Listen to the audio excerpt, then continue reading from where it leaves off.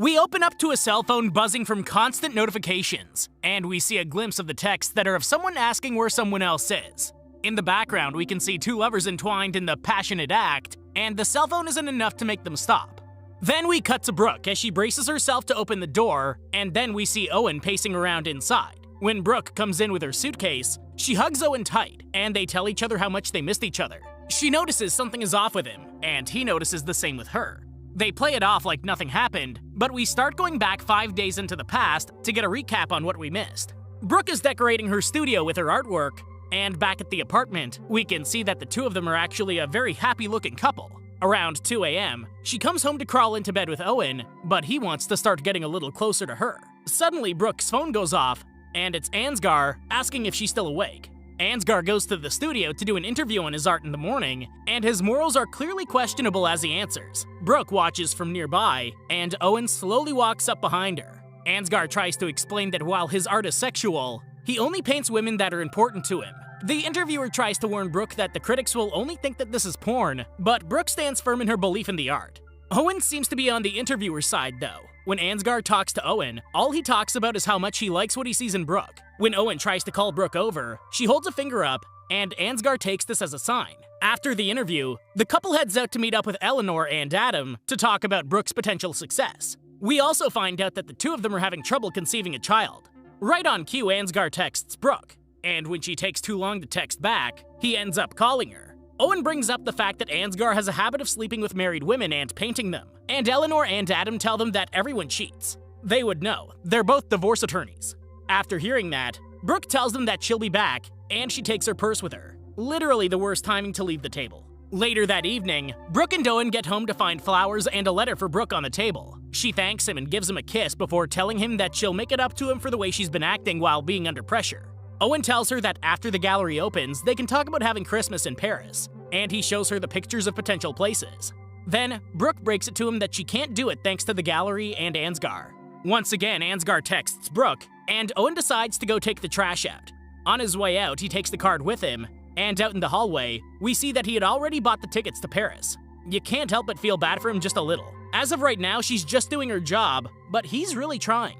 While Owen is out, Brooke notices a text notification pop up on his phone from a Sarah, and she opens up the text to find Sarah had texted to do something tomorrow night and to delete the text. Wow, now I don't trust anyone. No wonder the movie is called Trust. Brooke even gets jealous when she notices Ansgar kissing a woman out front in the morning. The art gallery business is cutthroat. Ansgar tells him that he has a buyer in Paris, and he tries to play up whether her relationship is good enough to leave with him. Brooke goes to Eleanor to ask for her advice, but she simply tells her to be direct with him.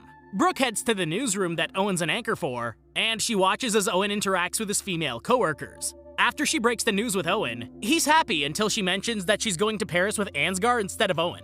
After hearing this, he asks one of the producers, Kim, if he can catch the Vegas shoot on Saturday since Brooke won't go to Paris with him, and Kim tells him that he can sit with her and the new intern. That night, Brooke tosses and turns in bed, and she wakes up to find Owen texting someone and leaving the apartment. They're not even trying to hide anything. It's an open apartment, and he's basically sitting right in front of her. He could have at least left a note that said he had something at work or something. After watching Owen leave, Brooke grabs the tablet to see where Owen got a rideshare to. In the morning, she leaves Owen a voicemail about how she's leaving for Paris that night, and she watches as a mom and her daughter play with each other on the park bench. That night, Brooke packs some sexy clothes in her suitcase, and Owen comes in to apologize for the way he handled the day before. Brooke apologizes too, but their apologies don't change what they're doing. Owen mentions that he doesn't trust Ansgar, but Brooke reminds him that he only has to trust her. Owen sees the gown in the suitcase, and later he goes to drink with Adam. When Adam tries to leave, Owen gets recognized by a journalism college major, but he plays it off pretty well. Meanwhile, in Paris, the meeting with the art buyers goes very well, and Ansgar gets a little handsy. Brooke removes his hand from her thigh after he slides it up a bit though. How many couples actually cheat at the same time? Owen straight up puts himself in trouble, but then he pulls himself out. That was like a kiss of death without the kiss. Back in Paris, Ansgar is not letting up, but Brooke is holding steady. Back at Owen's place, he's the one that we saw in the beginning with the girl from the bar. Her name is Amy, and Owen tries to play it off like this was a mistake or shouldn't happen again. Amy decides to use this moment as blackmail, but Owen seems to think that cutting ties is the best option. Over in Paris, Brooke decides to cut her visit to Paris short, and she rushes back to New York City. After greeting Owen at home, Brooke heads to the gallery to get things ready for the opening, but Ansgar arrives with a new piece of work that he wants to add as the main piece. When Ansgar reveals it, he calls it Brooke, and it actually looks like her. This is one of those worst-case scenarios. We don't even have confirmation that anything actually happened in Paris. He could just be a prick. During the opening, Owen notices Ansgar and Brooke acting quite intimate with each other, and eventually, the Brooke painting is one of the final pieces left. Eventually, Brooke and Ansgar come out from the back room together, and Ansgar gives plenty of subtle hints to Owen before turning his attention to Amy, who just walked in. A change of plans, this is the worst-case scenario. When Owen notices Amy, he goes to Adam and tells him that there's a serious problem. They try to set up a story to tell Brooke, but they don't get it straight before Brooke comes back. Soon enough, Ansgar and Amy come over to the group, and Owen tries to act like he's never seen Amy before. Everyone goes their separate ways, and Ansgar gives her a ride to Owen's apartment. Brooke is closing up the gallery, and she goes up to tell him something important. Once upstairs, Amy tells him that he doesn't get the whole story. Apparently, she met Brooke a few days ago. At least they do us the courtesy of telling us there's a time jump. We're going back to the night that Brooke left Owen and their friends at the restaurant. It turns out that she just went to the bathroom, and Eleanor follows her to talk about her suspicions. Next, we see the time that Brooke went to talk to Eleanor about going to Paris, and she goes through Owen's tablet to snoop. When Brooke talks about her sliver of doubt, Eleanor brings up the idea of hiring a decoy and PI, and she gives her the card for an agency to call.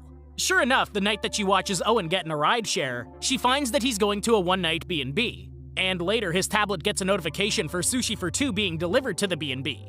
Now Brooke decides to call the agency, and the next day she ends up meeting Amy to go over the specifics of her being a decoy for Owen. Amy assures her that she has no need to worry about her taking Owen, and she's 100% professional. Amy tells her that if she wants to bail at any time, all she has to do is text her under a fake name. And when we jump forward to the night of the fling, we see that Brooke sends Amy that exact text. Oh snap, her professionalism is being put into question. Not only that, but we finally get a glimpse of the other side. Is Brooke innocent from that night in Paris? Yeah, she is. She straight up leaves Ansgar in a bar to go sit in a hallway trying to get a hold of Owen. I'm really on Brooke's side now. Meanwhile, Amy is over here being a little teased when Owen finally answers Brooke. This is one of those webs that's so thick that no one's going to make it out alive. The next morning, Brooke wheels her suitcase downstairs, and Ansgar keeps trying to lay the charm on thick. Brooke shows an immense amount of restraint, and she makes her way back to New York. When we get to the point where Ansgar leaves after showing his new painting, Amy pops up at the gallery. When they get to the office, Amy tells her that her phone died, so she never got any audio, and she lies about the video guy showing up. Amy tries to tell her that Owen passed the test, but Brooke wants more than that. Amy plays up a fantasy about Owen being a perfect gentleman, and Brooke pays her the rest of her fee. Before Amy heads out, Brooke invites Amy to the gallery opening that night, and she tells her not to worry about Owen. Here's something we've all been waiting for. When everyone leaves the gallery, Owen hits Ansgar solid in the face. I've definitely been waiting for that. What I haven't been waiting for is Brooke to confront Owen about denying meeting Amy at the bar. Now, no one can keep their story straight. Owen admits to having met her at the bar that night, and he assumes that she's just a crazy fan that would say all sorts of things. When he admits to taking a picture with her on her phone, Brooke really starts to question everyone, since Amy said that her phone had died. Brooke calls Owen out, and she wants to know exactly what happened, whether it would hurt her or not. Owen finally breaks down and tells her that much more ended up happening, and Brooke hops out of the cab. Owen follows her down on the sidewalk, and he tries to defend his actions. When Brooke asks if he slept with Amy, his silence answers all of her questions. Then she asks for his phone, to see what his late-night texts have been about. And she walks off with his phone and leaves him alone. In what world would someone like Owen hand her his phone and just walk away? We just can't be without our cell phones on us anymore. When someone doesn't have their phone, they feel naked. Apparently, Brooke goes to Eleanor's that night, and we come full circle at Owen's apartment as Amy tells him that Brooke hired her to test him. Meanwhile, Brooke goes through Owen's phone, and she finds out that all the late-night texts were actually about leads on catching a cheating senator that Owen was doing for work. This feels like entrapment now. After realizing her mistake, Brooke goes home to find Ansgar waiting outside for Amy, and she heads upstairs to find the two of them discussing things. Owen can't believe that she would hire someone to try and get him to cheat, but Brooke expected him to have the fortitude to say no. Brooke believes that just because she created the circumstances doesn't mean that it gives him a free pass. Owen admits that he hated the idea of messing up, but he admits that this was the first time that he hadn't been thinking of Brooke over himself. Finally, Amy admits to not being very professional, but she can't believe that Brooke would ever want to risk losing the happiness she had. When Amy heads downstairs, Ansgar gives her a cheeky smile, and the two of them go their separate ways. Now that they're alone, Owen asks Brooke for clarification on her trip to Paris, and she admits that nothing happened. The more Owen pushes her to be honest, she decides to play the what if card. Wait, it turns out that there's more to this side of the story? Just when I thought I was on her side. Back in Paris, Brooke was sitting in the hallway trying to get a hold of Owen, but Ansgar pops up. She admits that she thinks that Owen is cheating on her, and Ansgar tells her that he has something in his room to show her. Of course, she follows him there, and he shows her the view from his room. He shows her the corner that he used to sleep at, and he admits that he's only where he is now because people like her helped him reach these heights. Then he explains to her that if Owen is cheating on her, that gives her a free pass to do what she wants too. Ansgar wastes no time in kissing her, and he takes her dress off of her. Yet she couldn't go through with it. Brooke still ended up telling Ansgar that she couldn't go through with it, and Brooke calls it a night. Back in the present, the couple had a rough night, and in the morning, Owen gets ready to go to Vegas to cover a news story. He tries to see if Brooke will say goodbye to him, but all she asks is if he's going to come back for Christmas. When Owen can't give her an answer, she asks if this is the end of them, but Owen doesn't have an answer to that either. Instead, he just pulls out the tickets to Paris that he had gotten for them originally, and he tells her that the plane leaves in 3 hours. Okay, apparently all is forgiven, because the next thing we see is the two of them on Christmas Eve in the future with a baby. How many of you would have gone to Paris with Owen? The two of them smile at each other, and then the credits roll. They always make it seem like couples look past all the infidelity and mistrust in no time at all. But this movie was still pretty good. Give it a shot. Thank you for watching, and I hope you enjoyed the video.